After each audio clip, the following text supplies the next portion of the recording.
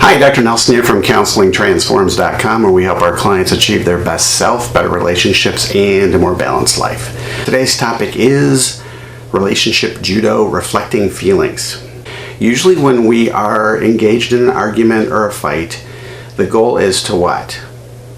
To win. And so what happens is we're more about thinking about what we want to say and making our point than we are understanding where the other person is coming from. And so usually that's also kind of assumed on the other side of the argument, so the other person is in a similar mindset. So what we do when we are reflecting feelings is relationship judo. So in judo, if someone comes at you, instead of meeting force with force, what you do is you take that and then you redirect it, thus kind of like flipping the other person.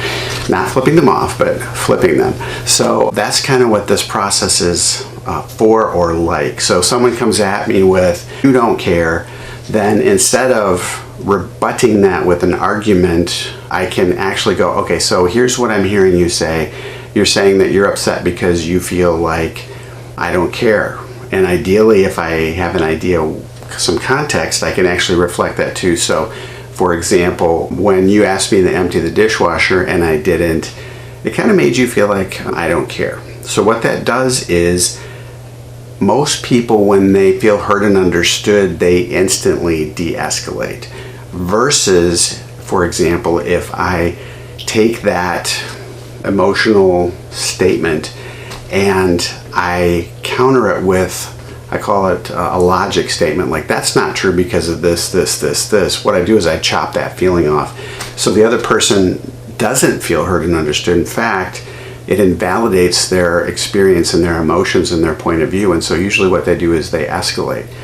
And then it turns into what we call the family dance. So, like for example, he says, she says, he says, boom. He says, she says, he says, boom.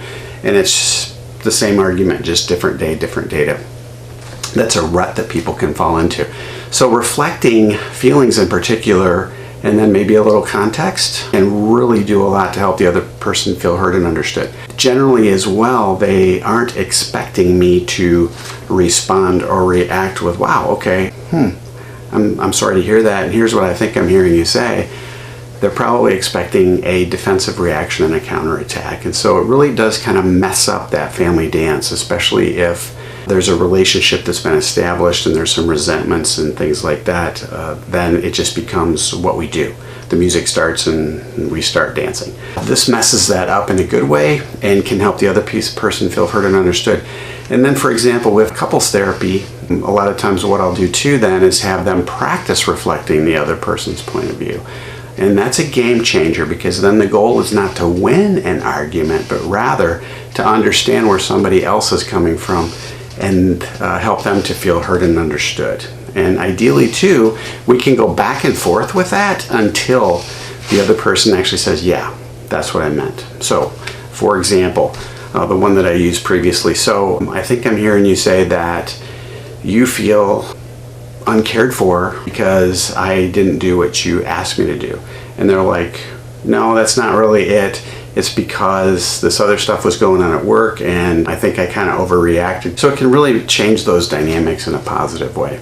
Not easy to do, it takes practice, especially when someone kind of comes at us with an emotional statement, especially a you statement. So feel the difference between this.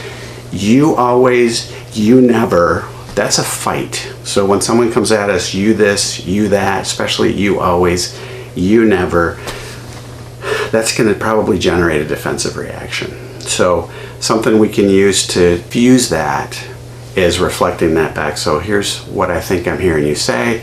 You're upset because of this, that, and the other thing. And then let them explain if I'm on track with that or not, because that can usually keep things from escalating and getting into a worse argument.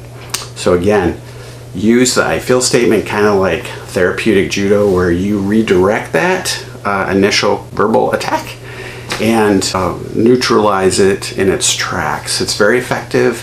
However, it's not easy to do in the moment. It is a little bit counterintuitive, but if you practice it, you'll be happy you did, and so will whoever it is that you're trying to communicate with.